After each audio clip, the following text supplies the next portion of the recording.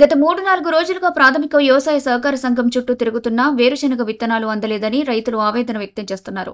నారాయణపేట జిల్లా దామరగిద్ద మండల కేంద్రంలో రాస్తారోకోకు దిగిన రైతులు మాట్లాడుతూ అధికారులు 4 రోజుల క్రితం విత్తనాల కోసం టోకెన్లు ఇచ్చారని, కానీ అప్పటి నుంచి కార్యాలయం చుట్టూ తిరుగుతున్నా విత్తనాలు అందలేదని తెలిపారు.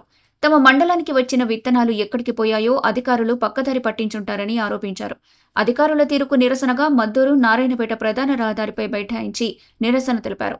ప్రభుత్వం వేరుశెనగ విత్తనాలు రైతులకు ఉచితంగా అందిస్తున్నప్పటికీ బహిరంగ మార్కెట్లో 20 కిలోల విత్తనాల ప్యాకెట్ ధర 2,000 రూపాయల వరకు ఉందని రైతులు పేర్కొన్నారు.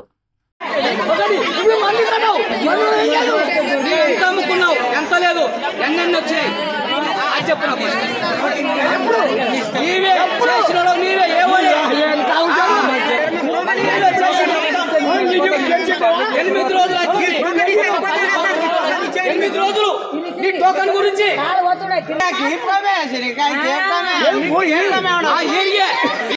సండే రోజు ఇప్పుడు గవర్నమెంట్ రూల్స్ ప్రకారము నైట్ పూట ఓపెన్ చేయడము అన్యాయమా న్యాయమా అది మాపై నైట్ 11 గంటలకు 2 లోడ్లు చేసి చెనియక ప్యాకెట్ 25 కిలోలు, ఒక ప్యాకెట్ పల్లి 25 కిలోలు ఉంటుంది.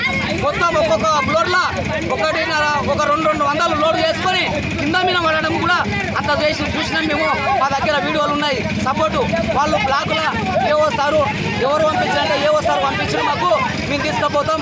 మాకు ఈ లోడ్ దగ్గర 30,000 చిక్తాయని చెప్పి మాకు చెప్పిండ్రు.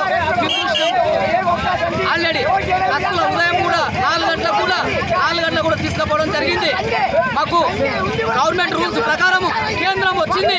ఎవరెవరికి వస్తా రైతులకు ఎంత ఇచ్చిండో అంత, ఎవరెవరికి ఇస్తే ఎంత ఇచ్చిండో అంత కూడా మాకు ప్రూఫ్ చూపించాలైనా రైతులకు ఇదివరైతే ఏమన్నా మాట్లాడితే పోలీస్ డిపార్ట్మెంట్ పెట్టి బెదిరియడం జరుగుతుంది.